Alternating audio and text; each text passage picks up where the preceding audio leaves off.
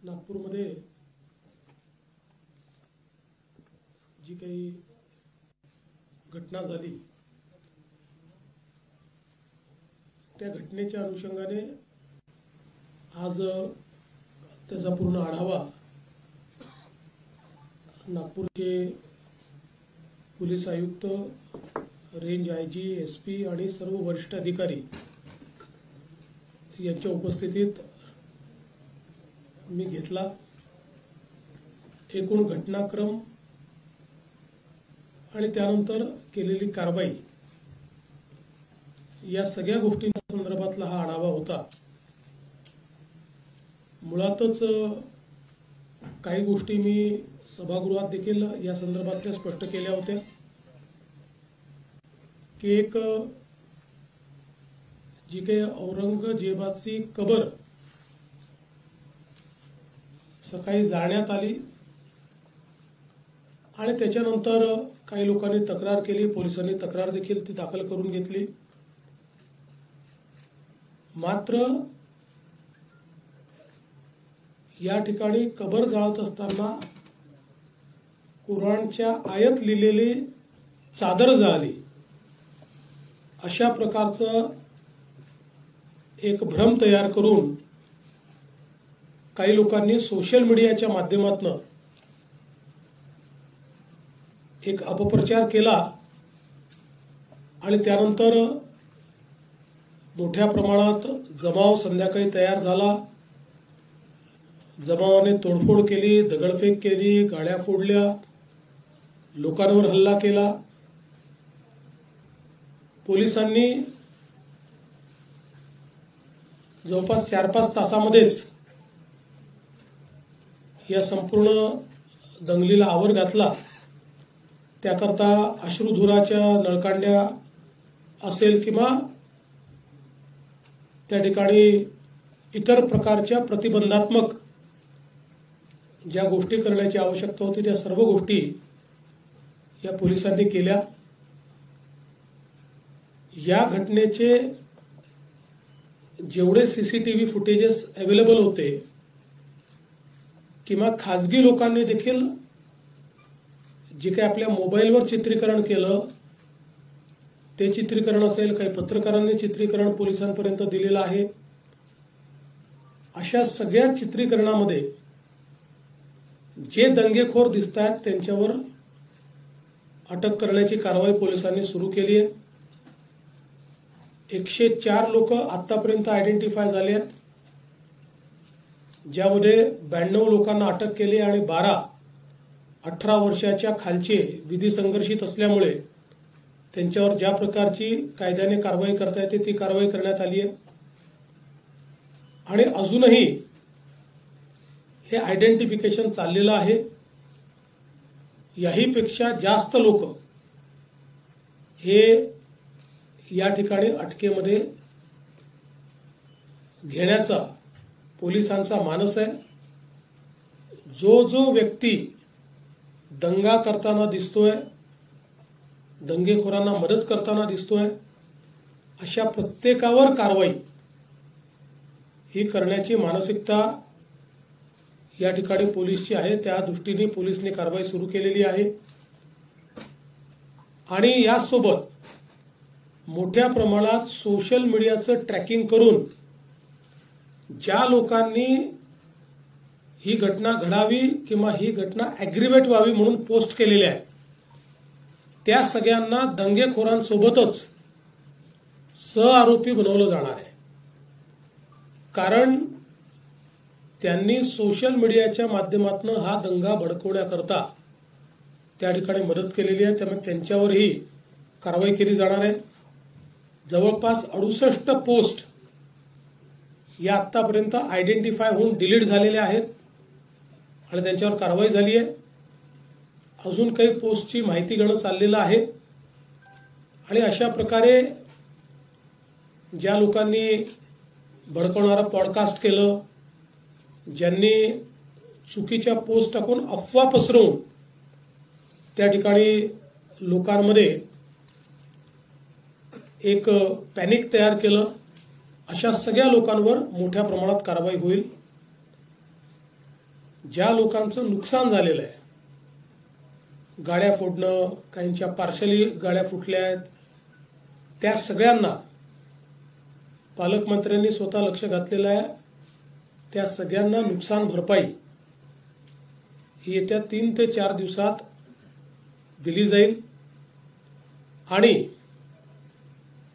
आता जो काही आपण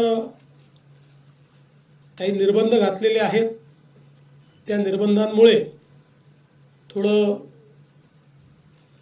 जनजीवनावर परिणाम होतोय, व्यापारावरही परिणाम होतोय. त्यामुळे ते लवकरात लवकर त्यात शिथिलता आणावी अशा प्रकारचा प्रयत्न आहे. पण त्याच वेळी पोलीस सजग राहणार आहेत आणि कोणीही दंगा करण्याचा प्रयत्न केला तरी देखील अतिशय कडक कारवाई केली जाईल. आत्ता जे काही नुकसान झालेलं आहे, हे सगळं नुकसान दंगेखोरांकडनं वसूल करण्यात येईल. त्याची सगळी किंमत काढली जाईल आणि ते दंगेखोरांकडनं वसूल केलं जाईल. आणि दंगेखोरांनी ते पैसे भरले नाहीत तर त्यांची प्रॉपर्टी विकली जाईल. अशा प्रकारे नागपूरमध्ये किंवा महाराष्ट्रात कुठेही या गोष्टी सहन केल्या जाणार नाहीत. नागपूरमध्ये तर एक नागपूरचा शांततेचा इतिहास राहिला आहे. 1992 नंतर नागपूरला कधीही मेजर अशा प्रकारचा इन्सिडन्स झालेला नाही. छोटे मोठे झाले असतील. आणि म्हणून आता जर अशा प्रकारे दंगेखोरांना सरळ केलं नाही तर त्यांना अशी सवय पडेल. म्हणून याच्यामध्ये कुठलाही टॉलरन्स हा पोलीस विभाग करणार नाही. तशाच प्रकारच्या सूचना पोलिसांना दिलेल्या आहेत.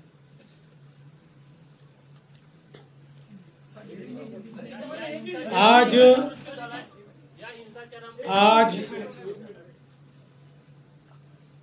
जो नागपुर में दंगाइयों ने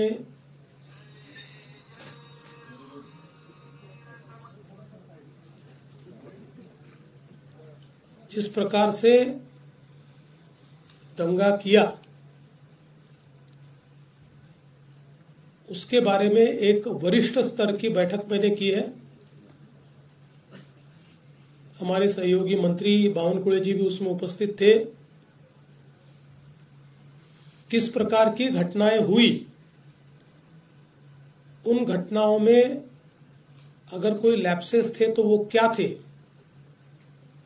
उन घटनाओं को किस प्रकार से रिस्पॉन्ड किया गया और घटनाओं के बाद अभी तक क्या कार्रवाई की गई, इसकी पूरी जानकारी मैंने प्राप्त की है. मेरे अपने कुछ ऑब्जर्वेशंस उस संदर्भ में थे, वो भी मैंने पुलिस आयुक्त और जो वरिष्ठ अधिकारी थे उन सबके सामने रखे हैं. मूल रूप से ये घटना जिस दिन घटी उस दिन सुबह औरंगजेब की एक प्रतीकात्मक कब्र जलाई गई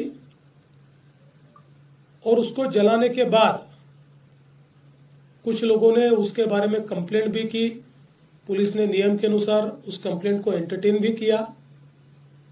लेकिन बाद में कुछ लोगों ने सोशल मीडिया का उपयोग करते हुए पॉडकास्ट और पोस्ट के माध्यम से ये औरंगजेब की प्रतीकात्मक कब्र नहीं जलाई गई तो इस पर दरगाह की चादर लगाई थी और उसमें कुरान की आयतें लिखी हुई थी, उसको जलाया गया. इस प्रकार का एक झूठा प्रचार किया और लोगों की भावनाओं को भड़काने का काम किया. शाम के समय नागपुर के कुछ इलाकों में लोग जमा हुए और दंगइयों ने पत्थरबाजी की, गाड़ियों को तोड़ा, दुकानों पर हमला किया और बड़े पैमाने पर नुकसान करने का काम किया. पुलिस ने भी अच्छी कार्रवाई की. 4, साढ़े 4, 5 घंटे में पुलिस ने इस पर पूरा काबू लाया। उसके लिए आंसू गैस के गोले छोड़ने की बात हो या अलग अलग प्रकार से जो कार्रवाई करनी पड़ती है वो सारी कार्रवाई पुलिस ने की, जिसके कारण इसको काबू में लाया गया। इसमें बड़े पैमाने पर पुलिस घायल हुई। पुलिस के हमारे डीसीपी लेवल के 3 लोग और कुल मिलाकर 33 पुलिस के लोग और कुछ सिविलियंस और सारे कुल मिलाकर 40 लोग इस प्रकार से इसमें घायल हुए। उसके बाद पुलिस ने इन इलाकों में कर्फ्यू भी लगाया। अभी उस दिन के बाद इन इलाकों में कोई घटना नहीं घटी है, शांति है। लेकिन जो सीसीटीवी फुटेजेस हमारे पास उपलब्ध थे, अलग अलग लोगों ने वीडियोस दिए थे, उन वीडियोस को भी एनालाइज किया गया। पत्रकारों ने भी पुलिस के पास कुछ वीडियोस दिए, उसको भी एनालाइज करने के बाद जो दंगई है उनकी पहचान कर ली गई है। 104 लोगों को अभी तक पहचान कर पकड़ा गया है, जिसमें 92 लोगों को अरेस्ट किया है। 12-18 साल के अंदर के विधि संघर्षित बालक है, उनको उस कानून के तहत उन पर कार्रवाई की गई है। और जब तक आखिरी दंगई को पकड़ा नहीं जाता, ये कार्रवाई रुकने वाली नहीं है। ये कार्रवाई चलती रहेगी। लगातार एविडेंस आ रहा है, उस एविडेंस के आधार पर ये कार्रवाई यहां पर चल रही है। ये भी तय हुआ है कि ये जितना नुकसान दंगइयों ने किया है इसका पूरा हिसाब निकाला जाएगा और ये पूरा नुकसान उनसे वसूल किया जाएगा। और अगर वो नुकसान के पैसे नहीं भरते हैं तो उनकी प्रॉपर्टी को बेचकर ये नुकसान भरपाई की जाएगी। किसी भी हालत में इस प्रकार से किसी को दंगा करके दूसरे को नुकसान पहुंचाने की इजाजत नहीं दी जाएगी। जिनकी गाड़ियों का नुकसान हुआ है, सरकार उनको मदद करने वाली है। जो भी हमारे नियम है उन नियमों में बैठाकर हम लोग निश्चित रूप से उनको मदद करेंगे। अगले 7 दिनों में ये मदद करने की हमारी कोशिश होगी। और साथ साथ जिन लोगों ने सोशल मीडिया का उपयोग करते हुए इस प्रकार के पोस्ट किए जिसके कारण दंगे भड़के या दंगे भड़कने में या लोगों को भड़काने में जिनकी पोस्ट ने काम किया है, ऐसे लोगों को भी हम लोग सह आरोपी बनाएंगे, को एक्यूज बनाएंगे और उनको भी दंगे का आरोपी माना जाएगा। करीब 68 पोस्ट ये अभी तक आइडेंटिफाई करके उसको डिलीट किया गया है। कुछ आइडेंटिफिकेशन अभी भी जारी है। वो आइडेंटिफिकेशन होने के बाद उस पर भी कार्रवाई की जाएगी। नागपुर की एक अपनी संस्कृति है। 1992 के बाद नागपुर में कभी भी इस प्रकार के दंगे नहीं हुए। कभी छोटी मोटी घटना हुई होगी, लेकिन इस प्रकार से आगजनी करना, लोगों के गाड़ियों को तोड़ देना, पत्थरबाजी करना, ये किसी भी हालत में सहन नहीं किया जाएगा। और इस पर कड़ी से कड़ी कार्रवाई ये हमने शुरू कर दी है और ये जारी ही रहेगी जब तक हम लोग ये जो दंगे है इनको सबक नहीं सिखा देते। विशेष रूप से जिन्होंने पुलिस पर हमला किया है उनको तो निश्चित रूप से अपनी करतूत का भुगतान करना ही पड़ेगा। कड़ी से कड़ी धाराएं उन पर लगकर जब तक उनको कठोर से कठोर दंड नहीं होता तब तक हम लोग शांत नहीं बैठेंगे। सर, क्या इसमें विदेशी शक्तियों का भी जिक्र किया जा रहा है कि बांग्लादेश कनेक्शन जोड़ा जा रहा है, मालेगांव कनेक्शन जोड़ा जा रहा है, और क्या इसकी जांच नागपुर पुलिस के साथ साथ एनआईए भी कर रही है क्या? सर, याला जोडून टेरर अँगल काय आहे का सर याच्यात? देखिए,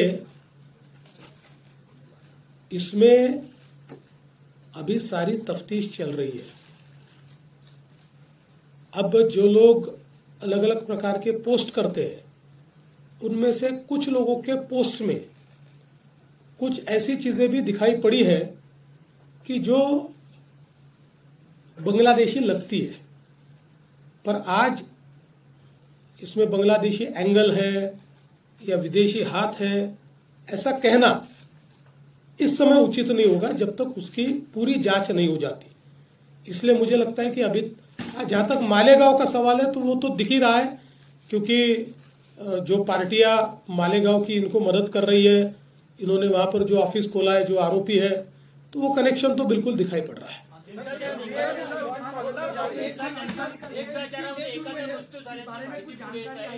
देखिए, अभी इसके बारे में आधिकारिक रूप से डॉक्टर उसकी घोषणा करेंगे, उसके बाद ही उस पर बोलना ठीक होगा। दंगा होने के बाद यूपी में जैसे बुलडोजर कार्रवाई होती है, तो नागपुर में भी वो दंगाई को अभी जब पूरी जो मामला स्पष्ट है सामने, तो क्या नागपुर में भी बालदरपुरा एरिया में बुलडोजर कार्रवाई होगी क्या? देखिए, महाराष्ट्र में हम लोग अपने तरीके से कार्रवाई करते हैं। जहां बुलडोजर चलाने की आवश्यकता होगी वहां चलेगा, जहां गलत काम होगा उसको रौंदा जाएगा, किसी को बख्शा नहीं जाएगा। पहले कर्फ्यू में शिथिलता लाई गई। सर के बाइट में कहा गया है सर ने कि 80 लोगों में से 11 लोग, आपने भी बताया कि विधि संघर्ष बच्चे हैं, तो ये फिलिस्तीनी पैटर्न है। तो हमारा एक लॉ है कि अगर 18 साल से कम बच्चा जो है वो गाड़ी चलाता है, कुछ एक्सीडेंट होता है या पकड़ा जाता है, तो माँ बाप मतलब उसकी सजा होती है। तो ऐसे में नहीं लगता अगर ये आगे रोकने के लिए ऐसा कुछ कानून बनना चाहिए? देखिए, अभी इसकी जांच होगी, और मैंने जैसे बताया कि हमारे पास अवेलेबल जितने कड़े से कड़े कानून हैं, उन कानूनों के तहत हम लोग इसमें कार्रवाई करेंगे। 2012 में जब मुंबई में वायलेंस हुआ, 2012 में महिला कांस्टेबल्स के साथ काफी अभद्रता की गई थी, इसमें भी वैसा ही है, एक सिमिलर पैटर्न लग रहा है। देखिए, महिला कांस्टेबल के साथ अभद्र व्यवहार हुआ, मैंने सीपी साहब को ये पूछा है, ऐसी परिस्थिति नहीं है। हाँ, महिला कांस्टेबल पर पत्थर फेंके गए, उनको आहत करने का प्रयास हुआ है, लेकिन जिस प्रकार से मीडिया में बातें चली है, मैंने उसके बारे में पुलिस कमिश्नर से जानकारी ली और पुलिस कमिश्नर ने स्वयं उसकी जांच की है, और उनका कहना यह है उस प्रकार का अभद्र व्यवहार नहीं हुआ है। हाँ, जरूर, और ये भी गलत ही है कि महिला कांस्टेबल को घेरकर उनके ऊपर पत्थर फेंकना, तो उसके ऊपर वैसी कार्रवाई होगी। पूरा मामला सर, एक प्रश्न असा आहे, ज्या पद्धतीनं नागपूरमध्ये आता नॉर्मलाइज झालं पाहिजे, कर्फ्यू जो आहे तो काही पोलीस स्टेशन मध्ये आहे, 2 तासाचं रिलॅक्सेशन दिलं होतं, ते पण मागे घेण्यात आलं, हे किती दिवसात हळूहळू टप्प्याटप्प्याने मला असं वाटतं की आजपासनं टप्प्याटप्प्याने हे पूर्ण काढून टाकणार, पूर्ण काढणार।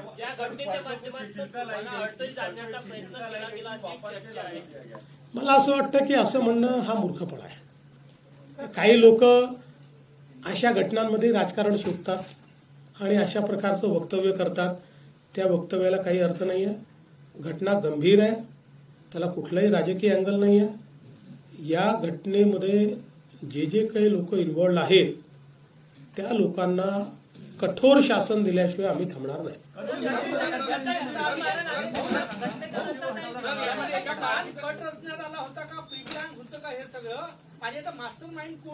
नाही, असं आहे की काही इंडिकेशन जरूर आहे की काही ठिकाणी प्लॅन झालेला दिसतोय, म्हणजे काही ठिकाणी तयारीत लोक आहेत असंही दिसत आहे, पण जोपर्यंत याचा तपास पूर्ण होत नाही तोपर्यंत अधिकारिकरित्या हे म्हणणं योग्य होणार नाही। याचा तपास पूर्ण झाल्यानंतर पोलीस आयुक्त याबद्दल पूर्ण माहिती आपल्याला देतील। करणार आहात तर आपण म्हणतो अजित पवार ने कहा है कि जो भी मुस्लिम भाइयों की तरफ हाथ दिखाएगा उसे बख्शा नहीं जाएगा। एक इफ्तार पार्टी में अजित पवार ने बयान दिया है कल मुंबई। अजीत पवार जी ने क्या बयान दिया मुझे मालूम नहीं, पर जो भी अच्छा व्यक्ति है, देशभक्त है, देश के लिए काम करता है, वो किसी भी जाति का हो, धर्म का हो, उसके ऊपर कोई गलत आंख उठाएगा तो हम भी सहन नहीं करेंगे। लेकिन जो समाज को तोड़ने का काम करेगा, जो समाज में हिंसा करने का काम करेगा, उसको छोड़ेंगे भी नहीं। सर, व्हिडिओ व्हायरल झाले, सर पोलिसचे काही व्हिडिओ व्हायरल झाले, तिथे पोलीस जे आहेत लोकांची गाडी फोडताना गाड्या फोडताना दिसलाय पोलिसांचे व्हिडिओमध्ये की पोलिस गाड्या फोडते। आपण म्हटलं की दंगाईकडून पैसे वसूल करणार आहात, तर जे पोलिसांनी जे गाड्या फोडल्या त्याला काय विचार करून असं आहे की शेवटी जेव्हा अशा प्रकारची धावपळ असते त्यावेळेस पोलीसही दंडा घेऊन मागे पळत असतात, एखादा दंडा कुठे मारतात, याचा अर्थ पोलिसांनी गाड्या तोडल्या वगैरे असं म्हणणं योग्य होणार नाही। मला असं वाटतं की किमान या बाबतीत तरी विनाकारण पोलिसांना टार्गेट करणं अतिशय चुकीचं होईल। पोलिसांनी नीट काम याच्यामध्ये केलंय, पोलिसांनी मार खाल्लेला आहे, त्यामुळे पोलिसांची बाजू आपण घेतली पाहिजे। समिती आली आज, ते राजकारण करता या मुद्द्यावर असं वाटतंय का? काँग्रेसची समिती किती गंभीर आहे याचं एकच उदाहरण मी देतो की ज्याच्यावर अकोला दंग्याचा आरोप आहे, त्या दंग्याचा आरोपी हा त्यांच्या समितीचा सदस्य आहे। म्हणजे आता दंगेखोर हे दंग्याची चौकशी करण्याकरता जर येणार असतील तर ही समिती म्हणजे अक्षरशः लांगुल चालन आहे, पाय चाटणे आहे। मुख्य आरोपी जो आहे त्याचं मालेगावशी कनेक्शन आहे असं म्हटलं जात आहे, काय माहिती आहे? मी सांगितलं मगाशी, सांगितलं त्याच्यावर। बघा असं आहे की याच्यातला वेळ इतका कमी आहे ही घटना आणि त्याच्यानंतर झालेला की त्याच्यामुळे खूप इंटेलिजन्स आपल्याला मिळवायला वेळ होता आणि प्रिपेअर करायला वेळ होता, असं परिस्थिती काही दिसत नाही। हा असं म्हणू शकतो आपण की अधिक चांगला इंटेलिजन्स मिळवता आला असता, पण फेल्युअर असं नाही म्हणतात। दौरा आहे नागपूरला, या घटनेमुळे त्या दौऱ्यावर काहीही परिणाम होणार नाही। आता तुम्ही नागपूरच्या आहात, नागपूर शांत आहे, काही अडचण नाही नागपुरात, आणि जी घटना झाली ती घटना एका भागात झालेली आहे। 60, 70, 80% नागपुरात काही घडलेलं नाही, लोकांचं जनजीवन पूर्ण सुरक्षित आहे, त्याच्यामुळे तो दौरा नीट होणार। बंद आहे सीसीटीव्ही बाबत काय करता येईल? मोठ्या प्रमाणात बंद आहे सीसीटीव्ही। नाही, सगळे सीसीटीव्ही सुरू करतोय आपण, त्याचं आपण त्याला पैसे देखील दिलेले आहेत, त्याची एजन्सी पण नेमलेली आहे, जे बंद आहेत ते सुरू होतील आणि आता नव्याने अजून त्याच्यामध्ये ऍडिशन देखील करतो।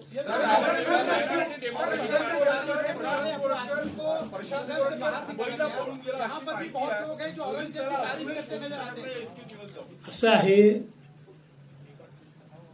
कुठलीही शहानिशा न करता बातम्या चाललेल्या आहेत आणि मी तुम्हाला सांगतो तो दुबईला जाओ का अजून कुठेही जाओ, पोलीस शोधून काढतील आणि त्याच्यावर कारवाई करतील म्हणजे करतील।